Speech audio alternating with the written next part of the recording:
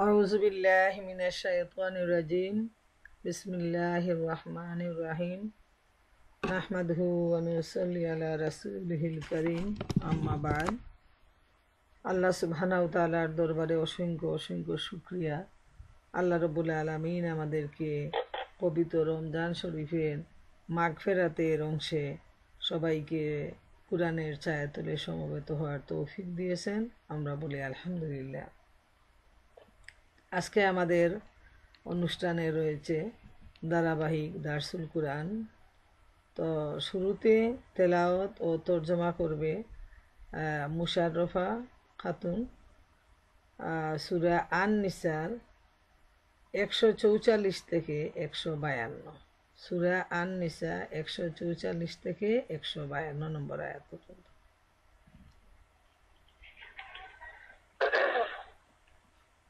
أعوذ بالله من الشيطان الرجيم. بسم الله الرحمن الرحيم. يا أيها الذين آمنوا لا تتخذوا الكافرين أولياء من دون المؤمنين. أتريدون أن تجعلوا لله عليكم سلطانا مبينا. إن المنافقين في الدرك الأسفل من النار ولن تجد لهم نصيرا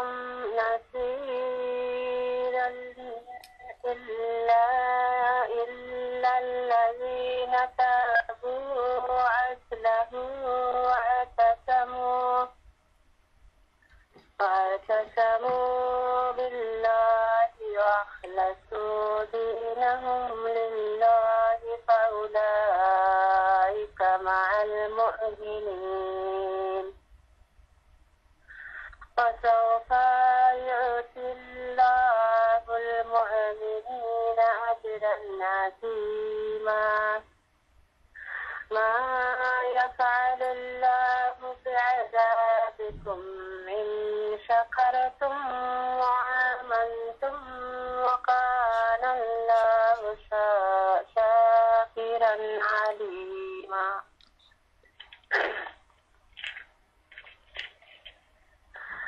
لا يحب الله الجهر بالسوء من القول إلا من ظلم وكان الله سميعا عليما. إن تبدوا خيرا أو تخفوه أو تعفوا عن سوء فإن الله كان عفوا قديرا. إن الذين يكفرون بالله ورسوله ويريدون أن يفرقوا بين الله ورسوله يقولون نؤمن ببعض ونكفر ببعض ببعض ويريدون أن يتخذوا بين ذلك سبيلا. أولئك هم الخاسرون حقا. وأعتدنا للكافرين عذابا مهينا.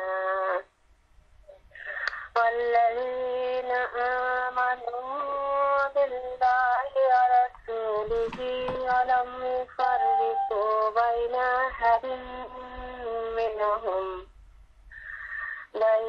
دينهم أولئك سوف يؤتيهم أجورهم وكان الله غفورا رحيما صدق الله مولانا العظيم দয়াময় মেহেরবান আল্লাহর নামে। হে ইমানদারগণ, মুমিনদের বাদ দিয়ে কাফিরদেরকে নিজেদের বন্ধু হিসাবে গ্রহণ করো না। তোমরা কি নিজেদের বিরুদ্ধে আল্লাহর হাতে সুস্পষ্ট প্রমাণ তুলে দিতে চাও? নিশ্চিত যেন মুনাফিকরা জাহান্নামের সর্বনিম্ন স্তরে চলে যাবে এবং তোমরা কাউকে তাদের সাহায্যকারী হিসাবে পাবে না। তবে তাদের মধ্যে থেকে যারা তওবা করবে, নিজেদের কর্মনীতি সংশোধন করে নেবে, আল্লাহকে দৃঢ়ভাবে আঁকড়ে ধরবে এবং নিজেদের দিনকে একনিষ্ঠভাবে আল্লাহর জন্য নির্ধারিত করে নেবে, তারা মুমিনদের সাথে থাকবে। আর আল্লাহ নিশ্চয় মুমিনদেরকে মহাপুরস্কার দান করবেন। আল্লাহর কি প্রয়োজন তোমাদের অযথা শাস্তি দিবার, যদি তোমরা অকৃতজ্ঞ বান্দা হয়ে থাকো এবং ইমানের নীতিতে চলো।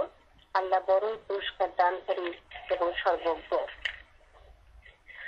মানুষ খারাপ কথা বলে বেড়াতে আল্লাহ পছন্দ করেন না, তবে কারো প্রতি জুলুম করা হলে তার কথা স্বতন্ত্র। আর আল্লাহ সবকিছু শোনেন ও জানেন।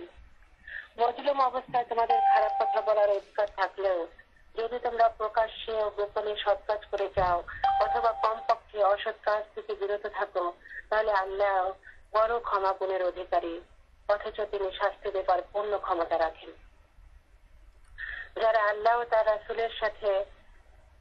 রাসূলদের সাথে কুফরি করে, আল্লাহ ও তার রাসূলদের মধ্যে পার্থক্য করতে চায় এবং বলে আমরা কাউকে মানবো এবং কাউকে মানবো না, আর কুফর ও ঈমানের মাঝখানে একটি পথ বের করতে চায়, তারা সবাই আসলে কট্টর কাফির। আর এই কাফিরদের জন্য আমি এমন শাস্তি তৈরি করে রেখেছি যা তাদেরকে লাঞ্ছিত ও অপমানিত করবে। বিপরীত পক্ষে যারা আল্লাহ ও তার রাসূলদেরকে মেনে নেয় এবং তাদের মধ্যে কোনো পার্থক্য করে না, তাদেরকে আমি অবশ্যই তার পুরস্কার দান করব। আর আল্লাহ বড়ই ক্ষমাশীল ও করুণাময়। আল্লাহ যা বলেছেন সত্য বলেছেন। আমি আপনাদের সামনে সূরা আন-নিসার 144 থেকে 152 পর্যন্ত নাম্বার আয়াত পর্যন্ত তেলাওয়াতে তর্জমা করলাম। এখন এর উপরে তার শেষ করবেন আমাদের শ্রদ্ধেয় খালাম্মা ডাক্তার মালিকা দিনে। আমি তাকে তার ক্লাস শুরু করার জন্য অনুরোধ করছি। আসসালামু আলাইকুম। ওয়ালাইকুম আসসালাম ওয়া রাহমাতুল্লাহ। আমরা এতক্ষণ তেলাওয়াত ও তরজমা শুনলাম। এবারে ইনশাআল্লাহ আমি এর উপর দার্স পেশ করার চেষ্টা করব। আল্লাহ সুবহানাহু ওয়া তাআলা আমাকে যেটুকু তৌফিক দেন। ওমা তৌফিকি ইল্লা বিল্লাহ, আলাইহি তাওয়াক্কালতু ওয়া ইলাইহি উনীব। আল্লাহ রাব্বুল আলামিন ইরশাদ করেন, হে ঈমানদারগণ, মুমিনদের বাদ দিয়ে কাফেরদেরকে নিজেদের বন্ধু হিসাবে গ্রহণ করো না। তোমরা কি নিজেদের বিরুদ্ধে আল্লাহর হাতে সুস্পষ্ট প্রমাণ তুলে দিতে চাও?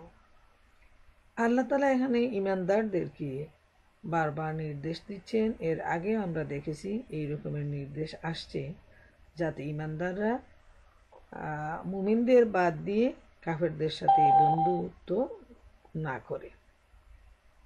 যেহেতু যখন বন্ধুত্ব সম্পর্ক শুরু হয়ে যায় তখন কিন্তু ইচ্ছায় অনিচ্ছায় অনেক গোপন বার্তা প্রকাশ হয়ে যাওয়ার সম্ভাবনা, এবং সেটা হলো মুসলমানদের জন্য অত্যন্ত ক্ষতিকর এবং ঈমানের দিকেও ঈমানের দুর্বলতার সহায়ক।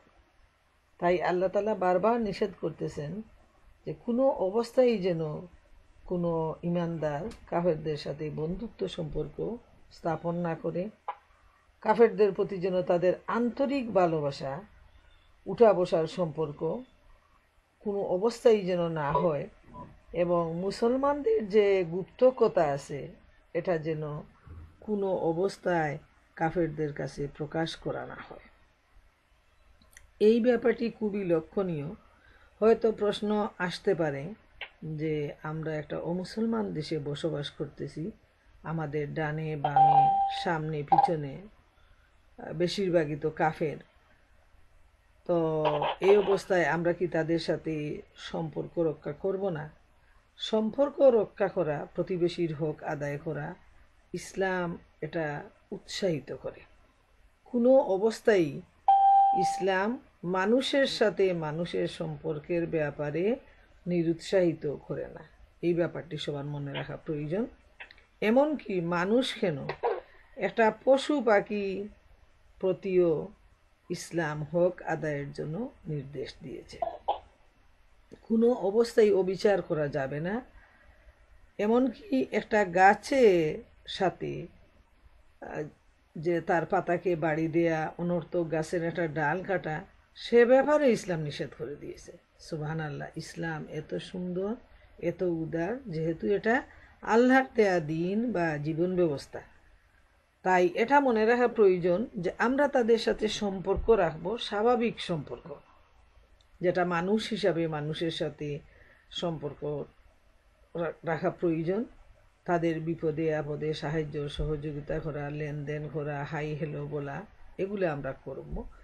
আল্লাহ তাআলা নিষেধ করতেছেন যে মুমিনদের বাদ দিয়ে কাফেরদের সাথে এই ধরনের বন্ধুত্ব যেন না হয়, যে এদেরকে আমরা ভালো মানুষ যারা, ইমানদার যারা, যারা আল্লাহর প্রিয় বান্দা, তাদেরকে বাদ দিয়ে আমরা আমাদের দুশ্মনদের সাথে এমন সম্পর্ক করলাম যে তাদের সাথে উঠা বসা, লেনদেন, বন্ধুত্ব, এমনকি মুসলমানদের ভিতরের গোপন যে বিষয়গুলো আছে সেগুলো আমরা তাদের কাছে প্রকাশ করে দিলাম। এই সম্পর্কে আল্লাহ সুবহানাহু ওয়া তাআলা পরিষ্কার নিষেধ করে দিচ্ছেন এই আয়াতে করিমায়। 2 নম্বর যে কথাটা আল্লাহ তাআলা বলছেন সেটা হলো যে যারা এইভাবে মুমিনদের বাদ দিয়ে কাফেরদের সাথে বন্ধুত্ব সম্পর্ক সৃষ্টি করবে, আল্লাহ বলছেন যে তারা নিজেরা নিজেদের বিরুদ্ধে আল্লাহর হাতে সুস্পষ্ট প্রমাণ তুলে দিল। যে নিজেরাই নিজেদের বিরুদ্ধে তারা সাক্ষী হয়ে গেল, নিজে নিজের দুশ্মনী করল, নিজের উপর সে নিজে জুলুম করে ফেলল।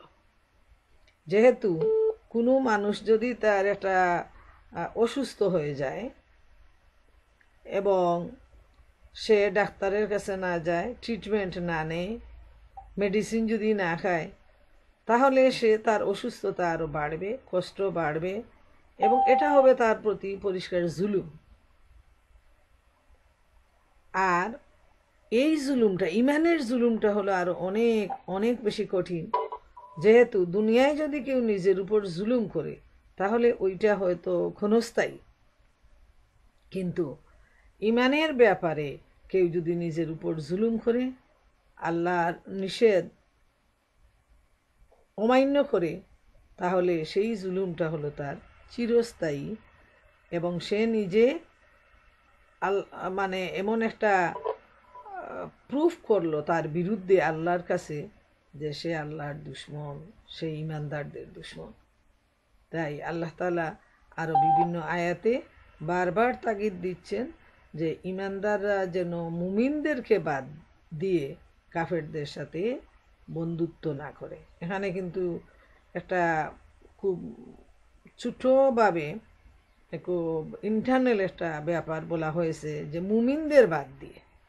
যেমন আমাদের যে পারস্পরিক যে সম্পর্ক, কাফেরদের সাথে এক কলিগরা আছে, একই সাথে একই টেবিলে কাজ করতেছে, তখন পারস্পরিক এটা বন্ধুত্ব সম্পর্ক গড়ে উঠবে, এটা স্বাভাবিক, এটা মহব্বত ভালোবাসা স্বাভাবিকভাবে যেটা থাকবে। ওইটা অন্তরের কোনো, ইমানের কোনো সম্পর্ক নয়, অন্তরের সম্পর্ক নয়, স্বাভাবিক মানুষ হিসাবে সম্পর্ক। তাতে ইসলামের কোনো বাধা নেই, আল্লাহর কোনো নিষেধ নেই। কিন্তু যেখানে মুমিনদের বাদ দিয়ে কাফেরদের সাথে বন্ধুত্ব এবং ভিতরের কথাগুলো তাদের সাথে বলা, এদের সাথে মুমিনদের সাথে উঠা বসা না করে কাফেরদের সাথে উঠা বসা করা, সেটাই হলো আল্লাহ তাআলার নিষেধ। এবং আল্লাহ বলে দিচ্ছেন যে যারা এরকম করবে তারা আল্লাহর বিরুদ্ধে, আল্লাহর কাছে নিজের বিরুদ্ধে একটা প্রমাণ দিয়ে দিলে, এবং সেটা যে কতটুকু কঠিন, নিজের জন্য ক্ষতিকর, ধ্বংস নিয়ে আসবে, সেটা বলাই বাহুল্য। যেমন 145 নম্বর আয়াতে আল্লাহ বলেন, নিশ্চিত যেন মুনাফিকরা জাহান্নামে সর্বনিম্ন স্তরে চলে যাবে এবং তোমরা কাউকে তাদের সাহায্যকারী হিসাবে পাবে না। খুব কঠিন ব্যাপার যে যারা মুনাফিক তাদের ব্যাপারটা কোনো কোনো সময় আল্লাহ রব্বুল আলামিন কাফেরদের চাইতেও অনেক বেশি কঠিন শাস্তির ঘোষণা দিয়েছেন এবং মুনাফিকদের উপর আল্লাহর ক্রোধ খুব বেশি।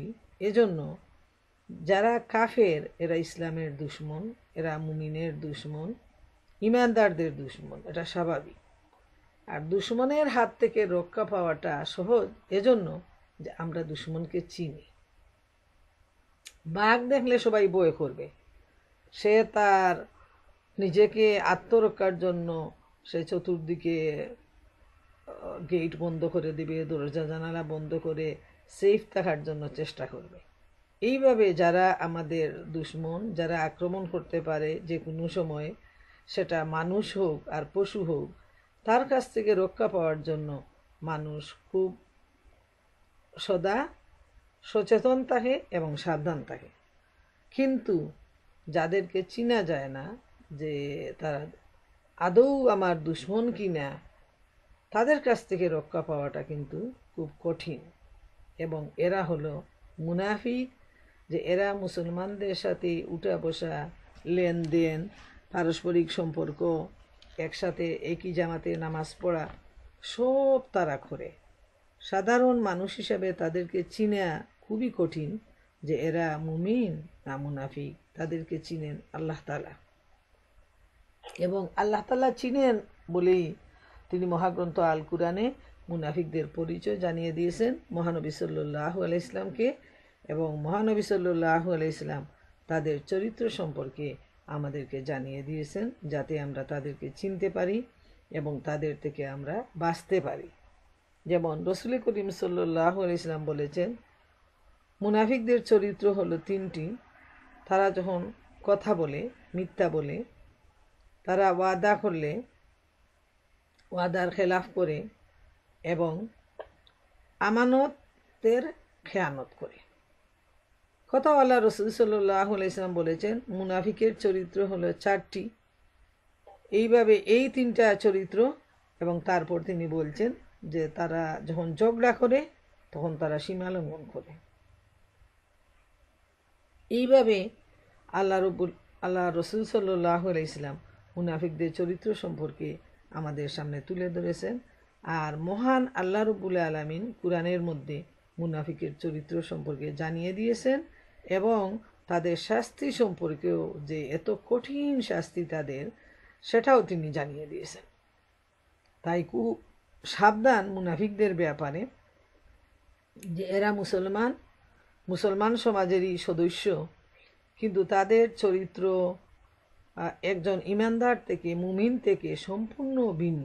কথায় কথায় মিথ্যা বলা, তাদের কাছে আমানত দিলে তারা সেটা খেয়ানত করে বসে, তারা যে কোনো ধরনের অন্যায় কাজ তাদের দ্বারা সম্ভব। যেহেতু যারা মিথ্যা বলে, তাদের দ্বারা যে কোনো ধরনের কাজ করা সম্ভব। কাজ করেই তারা অস্বীকার করে বসলো, অতএব কোনো উপায় নেই তাদেরকে ধরার। তাই আল্লাহ তাআলা তাদের শাস্তির ঘোষণা দিচ্ছেন যে এরা জাহান্নামে সর্বনিম্ন স্তরে চলে যাবে, আর কাউকে তাদের সাহায্যকারী হিসাবে পাওয়া যাবে না। হায় হায়, কি কঠিন ব্যাপার যে কিয়ামতের ময়দানে সাহায্যকারী হিসাবে তারা কাউকে খুঁজে পাবে না। দুনিয়ায় অনেক বন্ধু তাদের আছে, কিন্তু আখেরাতে তাদের কোনো বন্ধু সেদিন থাকবে না, কেউ তাদের সাহায্যের জন্য এগিয়ে আসবে না। এই ব্যাপারটি খুবই মনে রাখা প্রয়োজন যে মুনাফিকদের যে পরিণামটা, তাদের পরিণামটা এত কঠিন যে তারা জাহান্নামে নিম্ন স্তরে প্রবেশ করবে। আর এখানে বলা হয়েছে যে জান্নাতের দরজা একটির উপর আরেকটি থাকবে, যেটা উপরের দিকে থাকবে, উপরের লেভেলে। পক্ষান্তরে জাহান্নামের দ্বারক রয়েছে একটির নিচে আরেকটি। এরপর আবু হুরায়রা রাদিয়াল্লাহু তাআলা আনহু বলেন,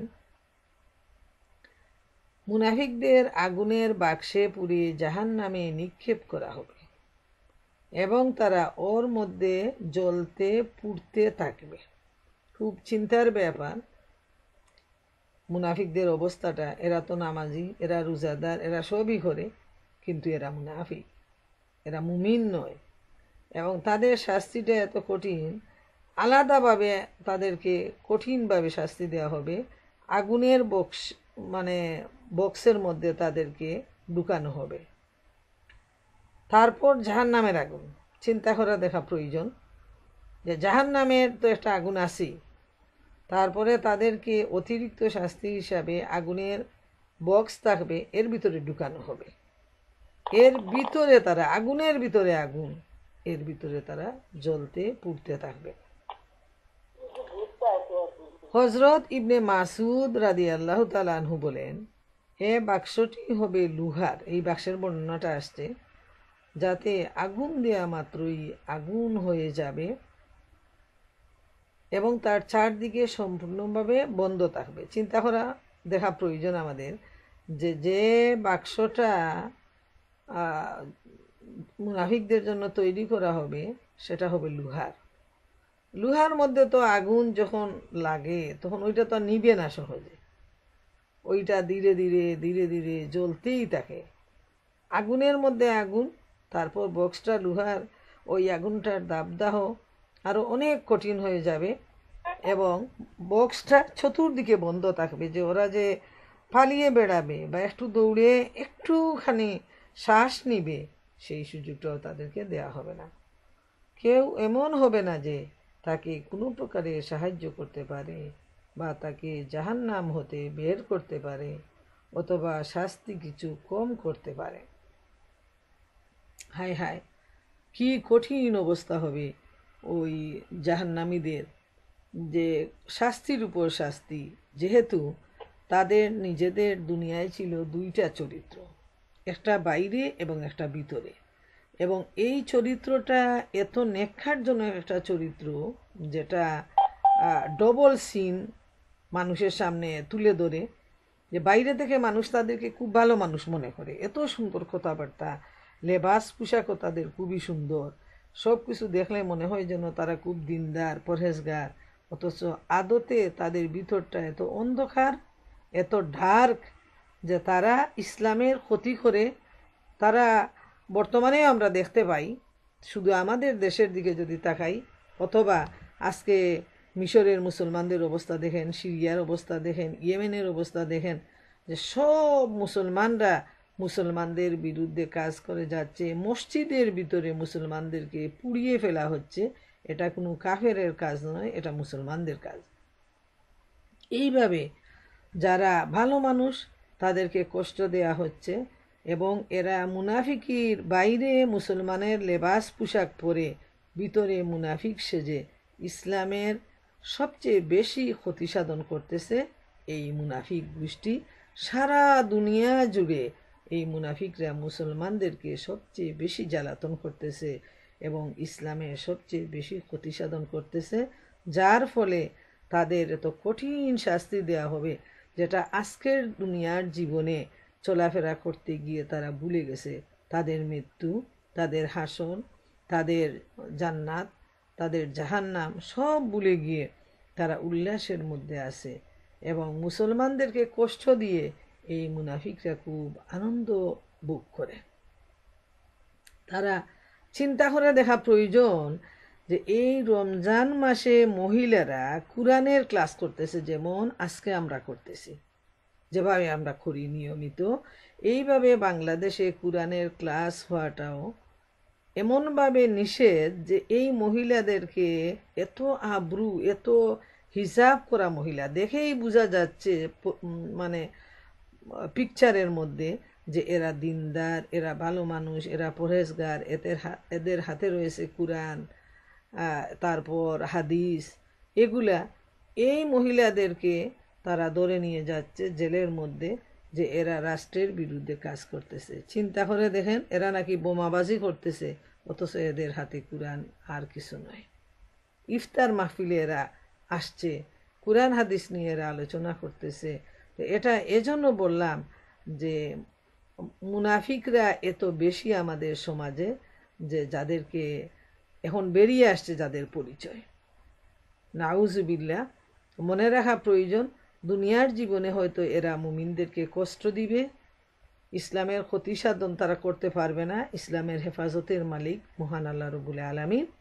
কিন্তু আখেরাতে এই মুমিনরা তাদের দিকে তাকিয়ে হাসবে জান্নাতে বসে বসে, আর তারা জাহান্নামের সর্বনিম্ন স্তরে আগুনের মধ্যে আগুন লোহার বাক্সে তাদেরকে পুরা ভরে দেয়া হবে।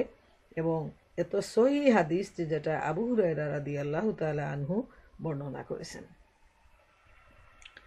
তারপর আল্লাহ তাআলা ইরশাদ করেন, তবে তাদের মধ্য থেকে যারা তওবা করবে,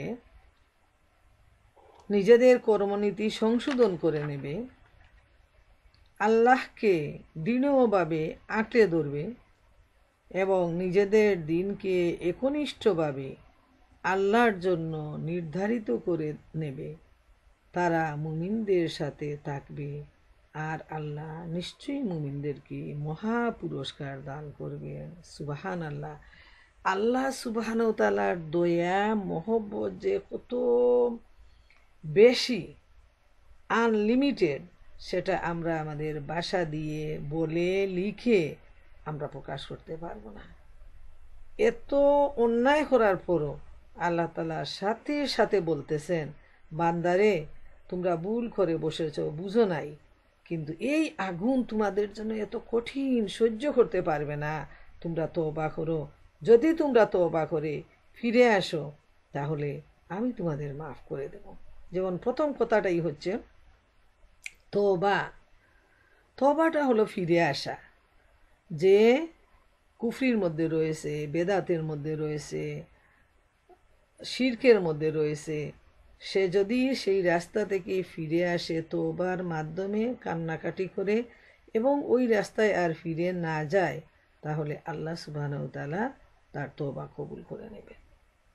এরপর দ্বিতীয় যে কথাটা আল্লাহ বলছেন, 2 নাম্বার হলো, প্রথম হলো তওবা করা, একেবারেই ফিরে আসা, সেই অন্যায়ের রাস্তাটা পুরোপুরি তার জীবনের জন্য ক্লোজ করে দেয়া, আর 2 নাম্বার নিজের কর্মনীতি সংশোধন করা। এই যে আমলটা, যে এতদিন সে অন্যায়ের মধ্যে ছিল, সে মুনাফিকির মধ্যে ছিল, নাফরমানির মধ্যে ছিল, মিথ্যার মধ্যে ছিল, খেয়ানতের মধ্যে ছিল, এইগুলা সে পরিপূর্ণভাবে সংশোধন করে নেবে নিজের চরিত্র থেকে। এখন সে সত্যবাদী হয়ে যাবে, এখন সে আমানতদার হয়ে যাবে।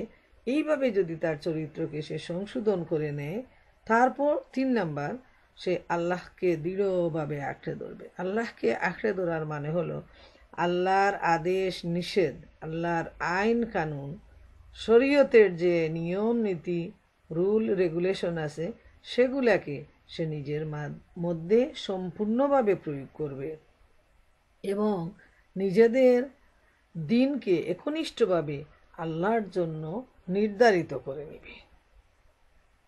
এই পয়েন্টগুলা খুবই লক্ষ্য করা প্রয়োজন, যে 1 নাম্বার তওবা করা, তওবার মতো তওবা, ফিরে আসা।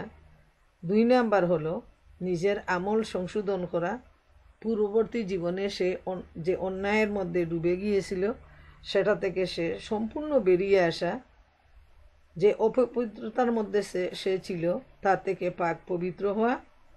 3 নাম্বার আল্লাহর দিনকে সম্পূর্ণভাবে আঁকড়ে ধরা, এই দিন থেকে আর বিচ্ছিন্ন না হওয়া। আর 4 নাম্বার হলো এই দিন ইসলামকে একনিষ্ঠভাবে আল্লাহর জন্য নির্ধারিত করে নেয়া। এটা কিন্তু যেই সেই ব্যাপার নয়, যেমন একনিষ্ঠভাবে আল্লাহর জন্য মানে একেবারে মুখলেসভাবে এই দিন ইসলামকে, যে এটাই আমার জীবন।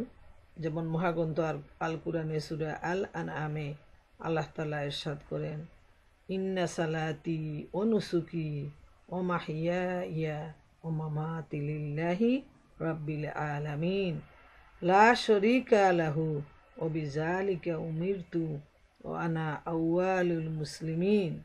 যে নিশ্চয় আমার সালাত, আমার জীবন, আমার মরণ, আমার কুরবানি একমাত্র আল্লাহ রব্বুল আলামিনের জন্য, এবং আমি সবার আগে আমার মাথা তারই কাছে নত করে দিলাম। সুবহান আল্লাহ। যে আল্লাহ প্রতি আনুগত্য ভালোবাসা, রসুলের প্রতি আনুগত্য ভালোবাসা এমন হবে যে এর বাইরে সে শয়তানের অনুসারী হয়ে, মুনাফিকের অনুসারী হয়ে, কাফিরের অনুসারী হয়ে কোনো কাজ করবে না। এইভাবে যখন তার চরিত্রকে বিশুদ্ধ করে নিবে, আর তার সঙ্গী সাথী হবে কারা? মুমিন। তারা মুমিনদের সাথে থাকবে। সুবহানাল্লাহ। যে মুমিনদেরকে ভালোবাসবে, উঠা বসা করবে মুমিনদের সাথে, তখন আল্লাহ তাআলা বলতেছেন নিশ্চয়ই মুমিনদের মহা পুরস্কার তিনি দান করবেন। যেহেতু যখন তারা তাদের চরিত্রকে পরিশুদ্ধ করে নিল এবং তাদের সাথী হয়ে গেল মুমিন, তারাও মুমিন হয়ে গেল, তখন আল্লাহ রাব্বুল আলামিন তার নিজের পক্ষ থেকে তাদেরকে মাফ করে দিবেন এবং তাদেরকে মহা পুরস্কার তিনি দান করবেন। সুবহানাল্লাহ। আল্লাহ তাআলার যে দয়া আর মহব্বত, ভালোবাসা কি পরিমাণ, সেটা আমরা এখানে পরিচয় পাই। এরপর আল্লাহ বলেন, আল্লাহর কি প্রয়োজন তোমাদের অযথা শাস্তি দেবার, যদি তোমরা কৃতজ্ঞ বান্দা হয়ে থাকো এবং ইমানের নীতির উপর চলো, আল্লাহ বড়ই পুরস্কার দানকারী ও সর্বজ্ঞ।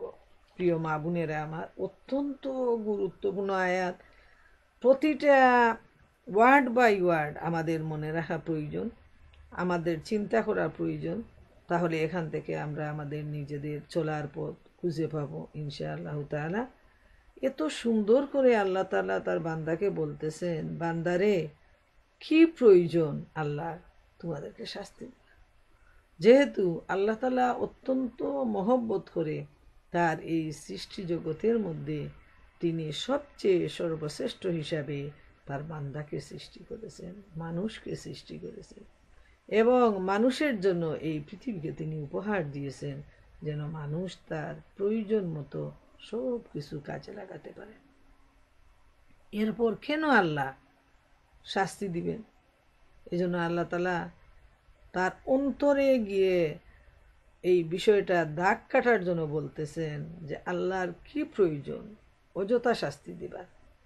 আল্লাহ তো শুধু মহব্বত করতেই চান তার বান্দাদেরকে, আর তিনি কি অযথা শাস্তি দিবেন? না, যেহেতু আল্লাহ তাআলা হচ্ছেন সবচেয়ে বড় বিচারক এবং বান্দার জন্য তার সবচেয়ে বেশি মহব্বত। যদি তোমরা কৃতজ্ঞ বান্দা হয়ে থাকো, এখানে শর্ত হলো যে বান্দা যদি কৃতজ্ঞ হয় তাহলে আল্লাহ রব্বুল আলামিনের শাস্তি দেওয়ার কোনো প্রয়োজন নাই।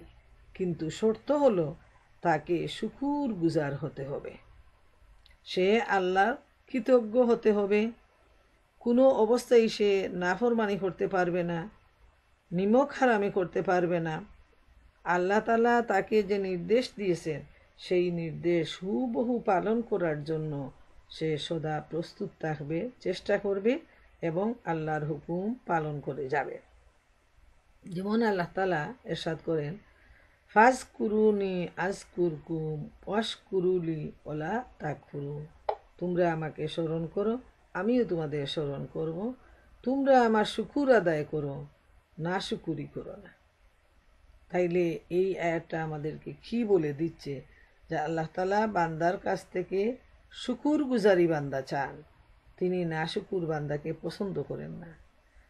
এটা হলো শুকুর আদায়ের প্রথম দাবি, যে আল্লাহ রব্বুল আলামিন আমাদেরকে যে অনুগ্রহ করেছেন, তিনি আমাদেরকে যে এই পৃথিবীতে সৃষ্টি করে এমনিতে ছেড়ে দেননি, সাথে সাথে আমাদেরকে এত বেশি অনুগ্রহ করেছেন যে প্রথমেই তিনি আমাদেরকে পিতা মাতা অভিভাবক দিয়েছেন, যারা আমাদেরকে আদর যত্ন করে লালন পালন করতে পারে।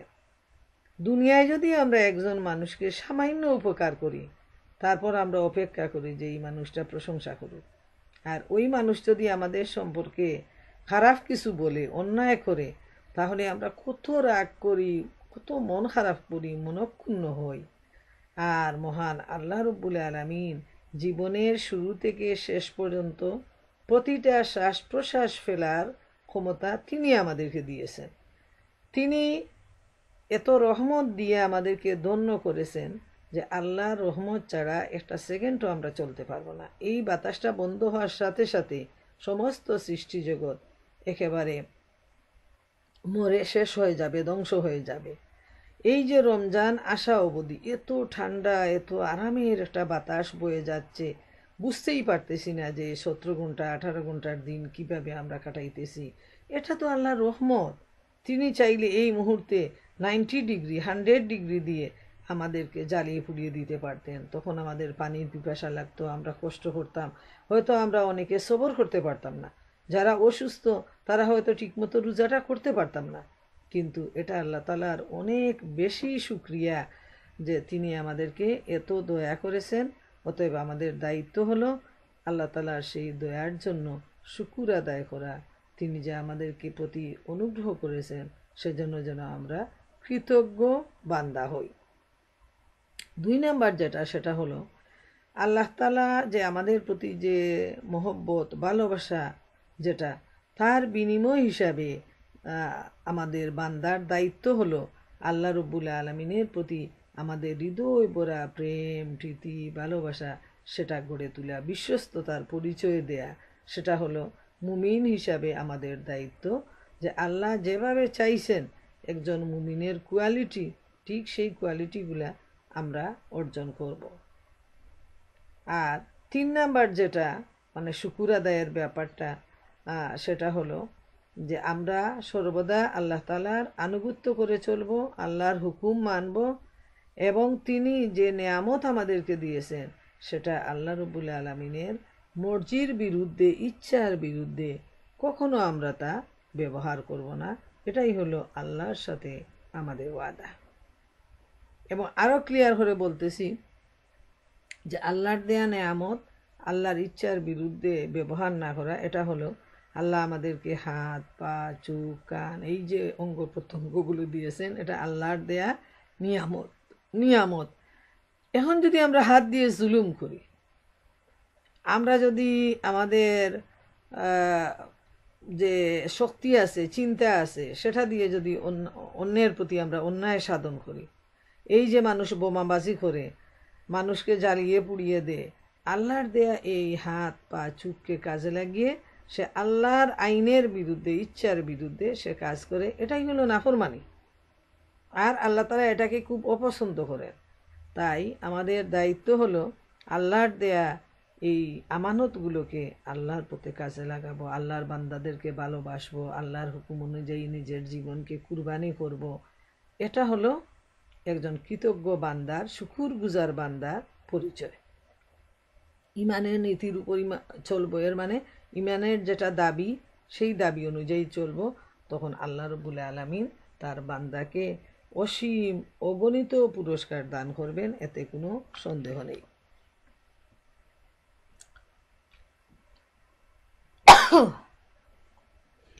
148 নম্বর আয়াতে আল্লাহ তাআলা ইরশাদ করেন, মানুষ খারাপ কথা বলে বেড়াক, এটা আল্লাহ পছন্দ করেন না, তবে কারো প্রতি জুলুম করা হলে তার কথা স্বতন্ত্র, আর আল্লাহ সব কিছু শুনেন ও জানেন। এখানে একটি বিষয়, যেটা যে মানুষের বিরুদ্ধে খারাপ সমালোচনা করুক, এটা আল্লাহ কখনো পছন্দ করেন না। কিন্তু ওই জায়গায় একটা সুযোগ তিনি আমাদেরকে দিয়েছেন যে যদি তার প্রতি জুলুম করা হয় তাহলে সেটা আলাদা। যেমন কেউ কারো প্রতি অন্যায় করে বসলো, কাউকে কষ্ট দিল, এখন সে কি একদম চুপ করে বসে থাকবে? না, সেখানে আল্লাহ তাআলা সুযোগ দিয়েছেন যে এর প্রতিবাদ করা, এর জন্য বিচার চাওয়া, এর জন্য তার মানে সীমার ভিতরে অবস্থান করে এর যে প্রতিবাদ, প্রতিশোধ, আলাপ আলোচনা সেটা সে করতে পারে, কিন্তু কোনো অবস্থায় সীমালঙ্ঘন হতে পারে না। এটা আল্লাহ তাআলা কখনো পছন্দ করেন না।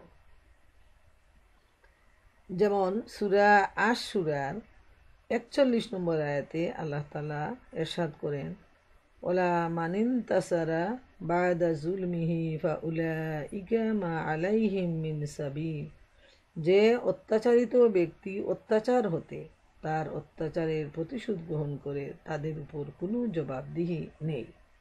এর মানে যে কেউ যদি অত্যাচারিত হয় তাইলে সে ততটুকু অত্যাচার সে করতে পারে এর প্রতিশোধ হিসাবে।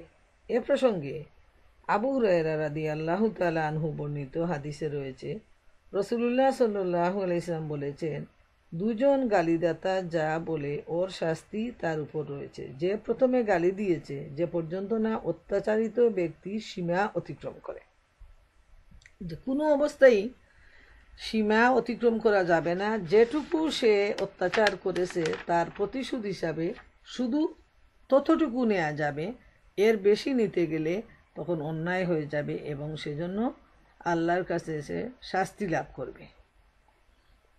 আর যদি কেউ মাফ করে দেয় সেটা হবে সবচেয়ে উত্তম।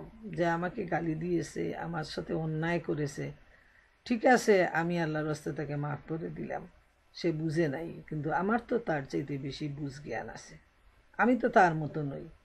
এটা হলো ইমানের একটা উপরের লেভেল, সর্বোচ্চ একটা লেভেল, যে এইভাবে মানুষকে মাফ করে দেয়। কিন্তু সবার দ্বারা এটা সম্ভব নয়। তাই আল্লাহ তাআলা সুযোগ দিয়েছেন যে তার প্রসঙ্গে তুমি বলে বেড়াবে না, যেটা সাধারণত আমাদের সমাজে হয়ে থাকে সচরাচর। যে একজন যদি কোনো কিছু করে তাইলে লোকজন বলে বলে বলে বলে বেড়ায় তার সম্পর্কে, এবং সেটা সীমাতিক্রম হয়ে যায়, অথবা তাকে এমন প্রতিশোধ নেয় যে সেটাও তার প্রতি যতটুকু জুলুম করা হয়েছে তার চাইতে অনেক বেশি হয়ে যায়। এটাও আল্লাহ তাআলা পছন্দ করেন না। যতটুকু, যেমন দাঁতের বদলে দাঁত, ওটা হাদিস সহিহ হাদিস, হাতের বদলে হাত, তোমার হাত ভেঙে ফেলেছে, বিচার মাফিক তার ঠিক ততটুকুই ভাঙতে হবে যতটুকু সে ভাঙছে। এইভাবে তোমার একটা গালে তাবা দিয়েছে, তুমি তার গালে ঠিক সমপরিমাণ জুড়ে দিবে। যদি বেশি হয়ে যায় তাইলে সেটা জুলুম হবে। আল্লাহ তাআলা এতটুকু সুযোগ মানুষকে দিয়েছেন। এ প্রসঙ্গে খুব সুন্দর একটা ঘটনা যেটা আমরা শিখে নিতে পারি নবী করিম সাল্লাল্লাহু আলাইহি ইসলামের পরামর্শ থেকে, হাদিস থেকে, খুব সাইন্টিফিক। সুনানে আবু দাউদের মধ্যে রয়েছে, একটি লোক রাসূলুল্লাহ সাল্লাল্লাহু আলাইহি ইসলামের দরবারে উপস্থিত হয়ে আরজ করে, হে আল্লাহ রসুল সাল্লাল্লাহু আলাইহি ইসলাম, আমার প্রতিবেশী আমাকে খুব কষ্ট দিচ্ছে। রাসূলুল্লাহ সাল্লাল্লাহু আলাইহি ইসলাম তখন তাকে বলেন, তুমি এক কাজ করো, তোমার বাড়ির সমস্ত আসবাবপত্র বাইরে এনে রেখে দাও। লোকটি ওই কাজ করে এবং সমস্ত আসবাবপত্র রাস্তার উপর রেখে বসে পড়ে। রাস্তা দিয়ে যে লোকই যায় জিজ্ঞেস করে, কি ব্যাপার? সে বলে, আমার প্রতিবেশী আমাকে জ্বালাতন করছে, আমি অধৈর্য হয়ে এখানে চলে আসছি। সবাই তখন তার প্রতিবেশীকে ভালো মন্দ বলতে থাকে। কেউ বলে যে তার উপর আল্লাহ তাআলার ক্রোধ বর্ষিত হোক, কেউ বলে আল্লাহ তাআলা তাকে ধ্বংস করুক। তার প্রতিবেশী যখন এভাবে অপমানিত হওয়ার কথা জানতে পারে তখন সে অনুরোধ করে তাকে বাড়ি নিয়ে যায় এবং বলে, আল্লাহর শপথ, এখন আর মৃত্যু পর্যন্ত আপনার প্রতি কোনো অত্যাচার করব না। সুবহানাল্লাহ। এখান থেকে খুব শিক্ষণীয় আমাদের দৈনন্দিন জীবনে আমরা কিভাবে চলবো। এত সুন্দর একটা শিক্ষা দিলেন আল্লাহ রাসূল সাল্লাল্লাহু আলাইহি ইসলাম, যে তুমি রাস্তায় গিয়ে তোমার হাঁড়ি পাতির জিনিসপত্র নিয়ে বসে থাকো। এখন লোকজন আসা যাওয়ার পথে শুধু জিজ্ঞেস করে কি হয়েছে, সে বলে যে আমার প্রতিবেশীর কষ্টে বাড়ি থেকে বের হয়ে আসছে। এখন ওই লোকজনরাই এমন গালাগালিজ করতেছে ওই লোকটাকে, প্রতিবেশীকে। তখন সে শুনে এত অপমান বোধ করলো যে সে রিকোয়েস্ট করে ওই লোকটাকে বাড়ি ফিরিয়ে নিল আর বলল যে আমি কোনো দিন আর বেঁচে থাকতে তোমার প্রতি কোনো অবিচার করব না। এই বলে সে শপথ করলো। সুবহানাল্লাহু তাআলা। নবী করিম সাল্লাল্লাহু আলাইহি ইসলামের এত সুন্দর পরামর্শ, নিজে গালিও দিল না, সে সওয়াব পেয়ে গেল, আর আবার দুনিয়াবি জীবনে সে ওই লোকটা নিজে এসে তাকে অনুরোধ করে তার বাড়ি ফিরিয়ে নিয়ে গেল। এই হলো ইসলামের সুন্দর আচরণ। 149-এ আল্লাহ তাআলা বলতেছেন, যদি তোমরা প্রকাশ্যে ও গোপনে সৎ কাজ করে যাও অথবা কমপক্ষে অসৎ কাজ থেকে বিরত থাকো, তাহলে আল্লাহ ও বড়ই ক্ষমাগুণের অধিকারী, অথচ তিনি শাস্তি দেবার পূর্ণ ক্ষমতা রাখেন। আল্লাহ তাআলা এখানে বলতেছেন যে তোমরা প্রকাশ্যে গোপনে যদি সৎ কাজ করে যাও অথবা অসৎ কাজ থেকে বিরত রাখো। দেখেন এখানে কতটুকু ছাড় দেওয়া হয়েছে সব সময় তো আর মানুষের দ্বারা কল্যাণমূলক কাজ করা সম্ভব নয়, তাই অন্যায় থেকে বেঁচে থাকা এতটুকু যদি সে করতে পারে তাহলে আল্লাহ তাআলা সেই মানুষগুলোকে মাফ করে দিবেন। আবার তিনি রিমাইন্ডার দিচ্ছেন যে আল্লাহ তাআলা শাস্তি দেওয়ার ব্যাপারে পূর্ণ ক্ষমতা রাখেন, যে আল্লাহ যে মাফ করে দিচ্ছেন এজন্য বান্দা যাতে বেশি নাচন কুদন না করে এবং বেশি অ্যাগ্রেসিভ হয়ে না যায় যে আমার যা খুশি তা করবো, আল্লাহ তো আমাকে মাফ করে দিবেন না, এটা নয়। আল্লাহ কঠিন শাস্তিদাতা, আল্লাহ তাআলার এই ক্ষমতা রয়েছে, কিন্তু আল্লাহ চান যে কোনো সুযোগ পেলেই বান্দাকে তিনি মাফ করে দিবেন। এজন্য বলতেছেন যে ভালো কাজ করে যাও, অথবা যদি না পারো তাহলে অন্যায় থেকে বেঁচে থাকো।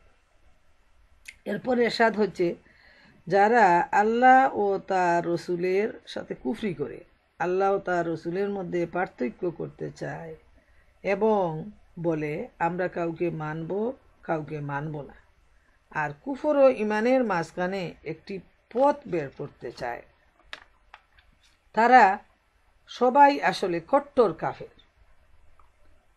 151 নম্বর আয়াতে এদের ব্যাপারে বলা হচ্ছে যে এরা কাফের, আর এহেন কাফেরদের জন্য আমি এমন শাস্তি তৈরি করে রেখেছি যা তাদেরকে লাঞ্ছিত ও অপমানিত করবে। হায় হায়, কি কঠিন ব্যাপার যে এদের অভ্যাস হলো যে এদের এক দল তারা আল্লাহর সাথে আর রসুলের সাথে কুফরি করে, আবার আরেক দল তারা আল্লাহ ও রসুলের মধ্যে পার্থক্য করে। আরেক দল আছে যারা বলে যে আমরা অমুককে মানব তমুককে মানব না। যেমন একদল যারা ইহুদি খ্রিস্টান, তারা পূর্ববর্তী নবী রসুলকে মানে, কিন্তু মুহাম্মদুর রাসূলুল্লাহ সাল্লাল্লাহু আলাইহি ওয়াসাল্লামকে তারা মানে না। এইভাবে তাদের ইচ্ছা মতো তারা অনেক কিছু তারা করে যায়। ইহুদিরা ঈসা আলাইহিস সালাম ও মুহাম্মদ সাল্লাল্লাহু আলাইহি ওয়াসাল্লাম ছাড়া অন্যান্য সব নবীকে মানে। তারা মাত্র দুইজনকে মানে না, আর বাকি সবাইকে তারা মানে। আবার খ্রিস্টানরা রসুল করিম সাল্লাল্লাহু আলাইহি ওয়াসাল্লাম ছাড়া বাকি নবীদেরকে বিশ্বাস করে। এইভাবে তারা তাদের ইচ্ছা মতো একজনকে মানে একজনকে মানে না, কয়েকজনকে মানে আবার একজনকে মানে না। এইভাবে তাদের ইচ্ছা মতো তারা একটা ধর্ম তারা তৈরি করে নেয়। তাদের সম্পর্কে আল্লাহ তাআলা বলছেন যে এটা আল্লাহ তাআলা মুঠেই সহ্য করতে পারবেন না। এরা হলো কট্টর কাফের, যারা এইভাবে তাদের ইচ্ছা মতো নবী রসুলের মধ্যে পার্থক্য সৃষ্টি করে, আল্লাহ আল্লাহ রসুলের মধ্যে পার্থক্য সৃষ্টি করে।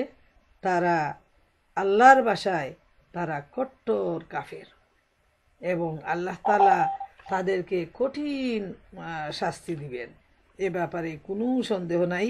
তিনি তাদেরকে লাঞ্ছিত করবেন, তিনি তাদেরকে অপমানিত করবেন, এবং তাদের ব্যাপারে কোনো যুক্তি নাই যে এদেরকে মাফ করে দেয়া হবে। আল্লাহ তাআলা এত দয়াবান যে তিনি সবাইকে মাফ করে দেওয়ার গ্যারান্টি দেন, যে যদি ফিরে আসে, যদি তওবা করে, যদি ইমানের উপর টিকে থাকে, আল্লাহ তাআলা মাফ করে দিবেন পূর্ববর্তী সমস্ত গুনাহ। কিন্তু যারা এই ধরনের এত বিদ্রোহমূলক আচরণ করবে, তাদের ইচ্ছা খুশি অনুযায়ী তারা ইমানের বিভিন্ন স্তরের মধ্যে পার্থক্য সৃষ্টি করবে, এদেরকে আল্লাহ তাআলা কোনো সময় মাফ করবেন না। এরা যে নামেই থাকুক, আল্লাহর ভাষায় এরা হলো কাফের।